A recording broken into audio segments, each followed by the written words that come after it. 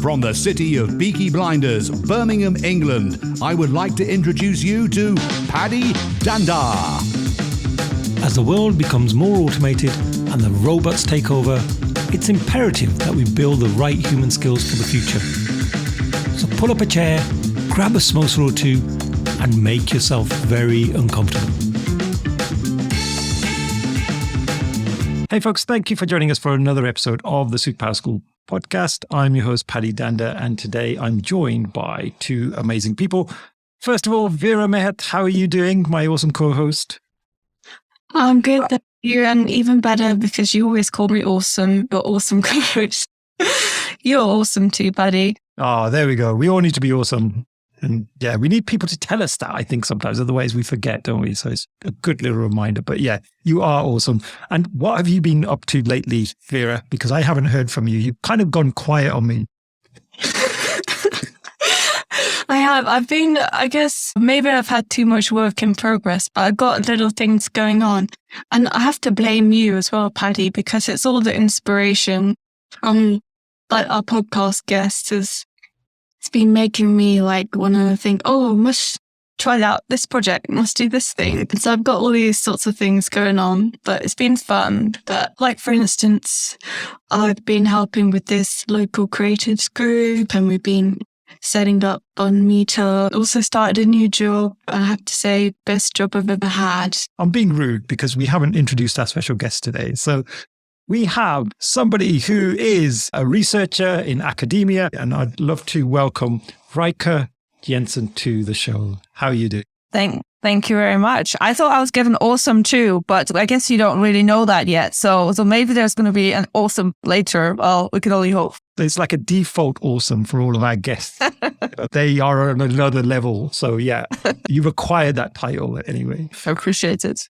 I don't really know you that well, and I know Vera knows you really well. So I'm going to take a bit of a back seat in this conversation and let you sort of natter away, and I'll just be like jumping in every now and again. But it'd be great to know a little bit about your background just to kick things off so that the listeners and the viewers can get to know you a bit better. I'm not from the UK, so I'm originally from a very small place called the Faroe Islands, which is part of, well, I was going to say part of Denmark, then I might not be able to go back to the Faroe Islands, but it's part of the Danish kingdom. So yeah, it's a small place with 18 islands. But other than that, my background is I'm currently in information security, but specifically working with groups, people at the edge or the margins of societies, where I'm trying to understand security needs, security practices amongst people, in these kind of different contexts. But my getting there, I spent some time started out in performance arts. Before that, I did a lot of theatre and then gradually ended up somehow in information security. But I guess there are many roads to nowhere or to somewhere. I don't know I won't say that, but that's how I guess that's my background. I had a stint in journalism as well at some point. I've just realized that, so some people might be listening, they might have heard about cybersecurity, maybe information security they might not have heard of. So because you teach it so often, would you be able to give us a quick explanation of, information security and then maybe even how it relates to your work as well? Yeah, I can definitely give it a go. I think there'll be as many definitions of what cybersecurity / information security / digital security. We can kind of try and tease them apart, but as many of us teaching it, we'll probably have different definition.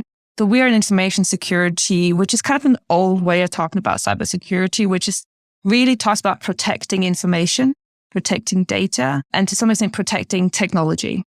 So, different ways of securing those entities. When we then think of cybersecurity, it becomes a bit more fluid, right? So, or much intangible in some ways. We're still talking about protecting information, data, and technology, but sometimes in a virtual sense as well. And if we then think about, at least this is what some argue, if we then think about digital security as more inclusive. So whereas digital security includes both the information, the data, the technology, as well as people.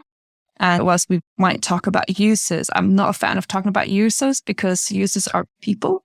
And therefore, I think if we reduce people to users, I think we're losing a lot of what makes people users and vice versa, if that makes sense. So I talk about people. But anyway, so that's at least the kind of trajectory or the ways in which people have talked about these different terms that kind of overlap in many ways and often used synonymously.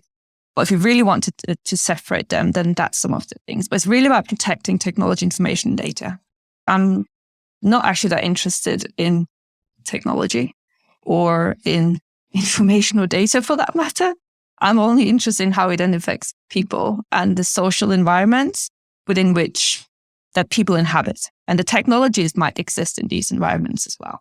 So I always start with the social context. And that's why I said before, working with people in these marginalized or at-risk environments is I want to understand the security needs that they have so we can then build technology, secure technologies that can work for them. But that means that we cannot start with technology. And we have to start with people and the social context. Because then we can begin to think, and sometimes technology is not the solution at all. And I don't know if you heard the intro to these podcast episodes, but when Paddy plays it, like he's got, robots taking over the world, all this stuff. It's like, how do we keep up with this like constantly evolving technology? But from your perspective, it's better to start with, what's the human point of view first. Yeah. You've also told me a little bit about some of your projects before. Are you able to talk about like the Hong Kong project that you did? Yeah, sure. I mean, this is all published, so none of this is at all secret. So Vera saying the Hong Kong project. So it was 2020 where the work was carried out and it was published last year, if I remember correctly. So we did some work with protesters in Hong Kong as part of the anti-ELAB protests in Hong Kong. And it was to try and understand their security needs and their practice. How do they do security? So for example, thinking about onboarding in these groups, right? So if you're part of a protest group, how do you onboard new members?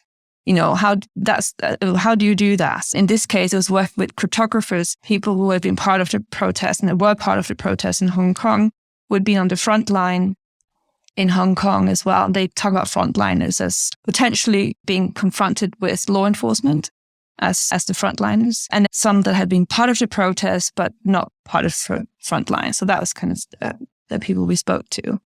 And it was absolutely fascinating to hear them talk about the different practices that they didn't necessarily think of as security, but they just had to devise certain ways of protesting to keep themselves as secure as they thought they could be, but without damaging their cause, right? So there was this thing of, we want to be in the street, we want to go and protest, this is really important, and we have to give up some security and protection to do that. But there were things that they were relying upon, as in the work that we published, I can talk about it. So they were relying on really insecure technology, such as Live 360, which is basically a family tracking app where someone would stay outside the protest and when the group went protesting to track their whereabouts and to see if they suddenly dropped off, they might have become arrested, and then they will find ways of trying to find and locate them and give them and help them if they were in police custody. And the other things like WhatsApp, so probably many listeners here will use WhatsApp or at least know what it is. They will also use WhatsApp to create smaller groups, for example, trusted groups. And if, again, tracking each other through WhatsApp, and if someone was assumed arrested, they would kick that person out of the group because they want to protect the rest of the group. So if the police got hold of their WhatsApp group, then they would know who the other protesters were. And therefore, what this told us, so this is just the stories, but what this told us was there are certain security wants and needs that they felt they had that the technologies weren't giving them, right? So there were certain things they had to make a way to make this work for them. And the technologies just weren't giving them the security that they thought they were relying upon, if that makes sense. They're relying on these technologies to do the protest, but on the other hand, they were also facing threats through those technologies. So there were quite a few few things that came out of that project. Onboarding, as I started with, one of the few questions we started with was, how do you onboard new members? And it was very clear that none of that happened through technology.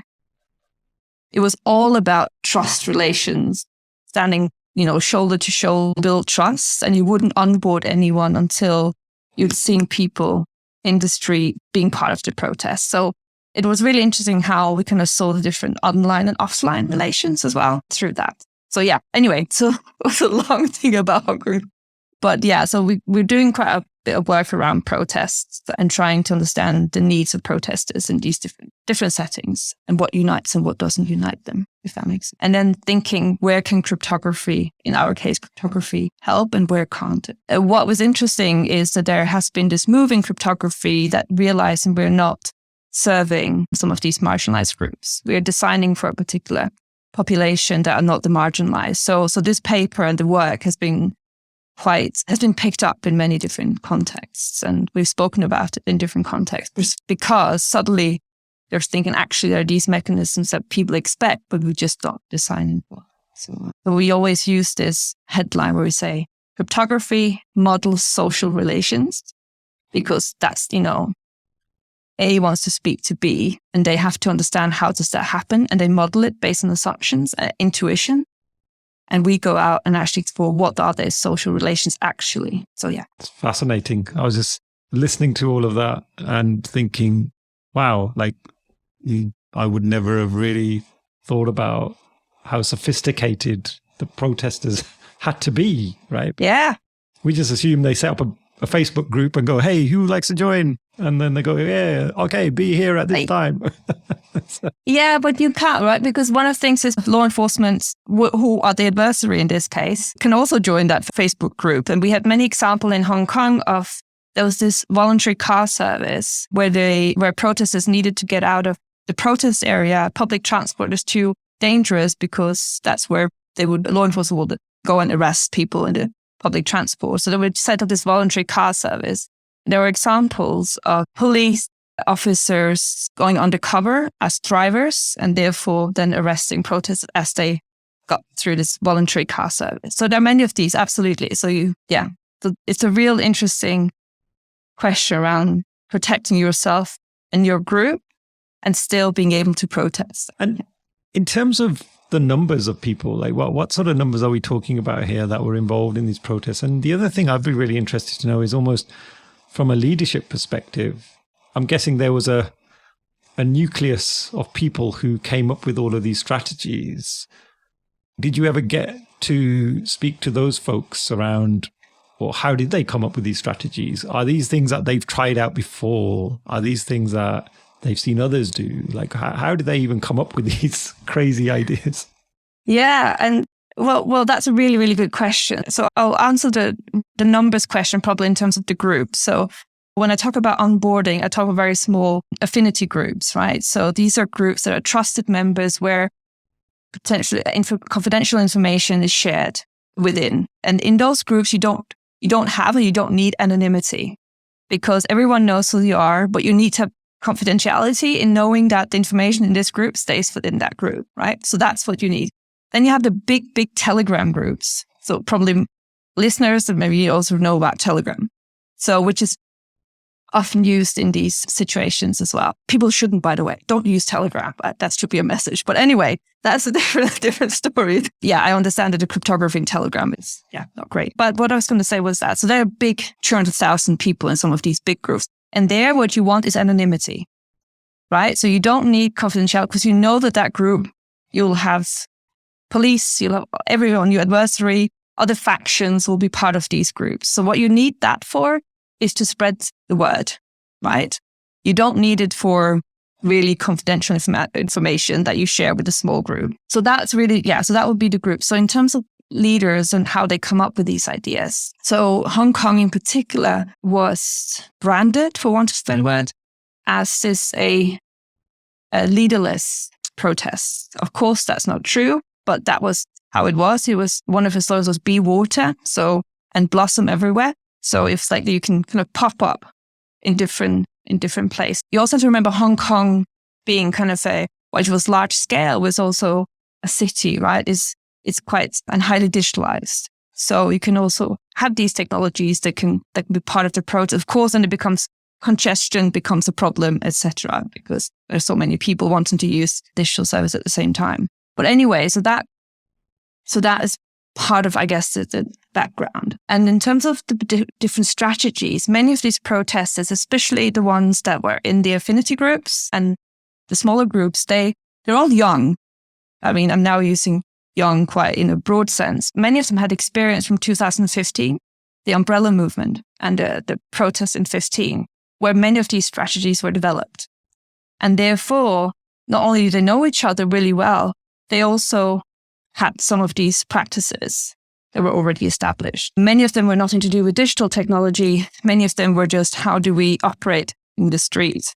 Like if someone needs helmets at the front, we have different hand gestures that will tell us we need a helmet, or, scissors, if like this. So therefore they will kind of do it non-digitally because it was just much easier in many ways to do hand gestures. And I think that is also a really important part of the story in a broader sense, is that if we focus on the technology, we also lose the fact that actually sometimes technology has nothing to do with it. And certainly for these protests in the street, because of congestion and things were happening all the time, it was easier sometimes just to leave the technology alone and then just be part of the protest. So the strategies were really learned from 15, and then the groups would mirror each other. So I spoke to some protesters who said we look at what some of the established groups are doing, and then we're trying to copy their strategies. We know, I'm paraphrasing now, we know that we can't do like complete security, but we do the best we can. And that was, something. But this is not specific to protests. I mean, I've done work with refugees and I've done work on board ships. I spent some time on container ships to observe and explore security practices in these different contexts. And people find, we talked about creativity before, right? So people find ways that are grounded in their context and current situation and their needs, right? And there's so much cool work done recently across many of these different marginalized communities. And we've seen very distinct needs that are just not being met by the technologies that are being developed, right? Because we usually design for the mainstream rather than the margin. So yeah. Can you share some of those other interesting stories? Yeah, so there's been really interesting security work done around LGBTQ plus communities and their concerns online of, joining group that can potentially support them in different ways, but that also makes them very visible. So this constant dichotomy of wanting a network or a community of sorts, which sometimes exists online, but then on the other hand, you might give up certain privacy need by doing that. So there's been a few works done around that. There has been a growing body of work with migrants and refugees in different contexts, whether it's within refugee camps or whether it's with refugees fleeing, and the kind of duality of the technology in that sense, how a mobile phone, there's been really cool work done around mobile phones, is that how a mobile phone might enable you to get to, I was going to say the promised land. That was wrong. But at least to get away because it can be a guide and you can also stay in contact with others. But it's also a surveillance tool potentially for border officers or border control that can track where you've been, if you've been in the wrong places or where you're coming from, etc. So it's this real, or tracking you and finding you. So there's real tension in a technology in this way. So there's been a growing body of work that works at the margins with different communities.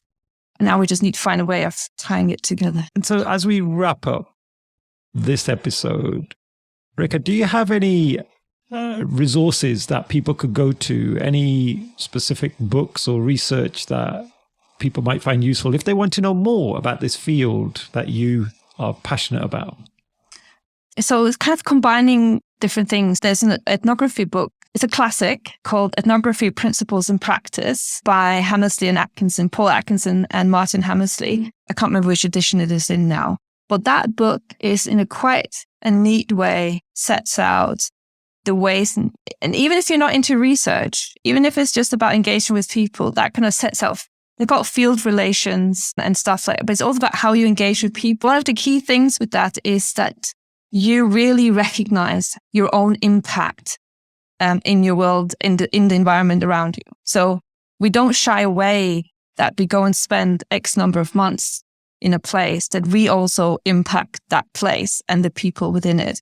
But I think even if you're not into research or ethnography specifically, I think just generally kind of this recognition that we evolve together, and the space that was is now a new space or different nuanced space, if that makes sense. So I think that one would be a good one. So yeah, ethnography principles in practice would be one. And then of course, as I said, there's lots of research specifically around these marginalized groups, which I'll always suggest that people do a search. And is there anywhere where we can find that type of research? Is it like a central hub, or is that pretty much just Googling someone? Yeah, Google Scholar is a good way to search some of these. There are some key conference venues, of course. So something called CAIS, which is just kind of key conference venue, which has proceedings, which is human factors research, but it's very diverse. Yeah, it's CHI. And it's a lot of really interesting, from digital civics to not specifically around security, but it's human-computer interaction research in different ways. But otherwise, there is Usenik Security, which now have a specific stream which looks at higher risk users and their security needs. So that would also be one if you're interested in that space. And it is specifically computer security, but they're beginning to recognize the value in the more socially oriented research. Oh, thank you so much. I've really enjoyed this episode. I've learned a huge amount, and I've started to look at protesters in a completely different way, having heard your insight. Good. So thank you so much.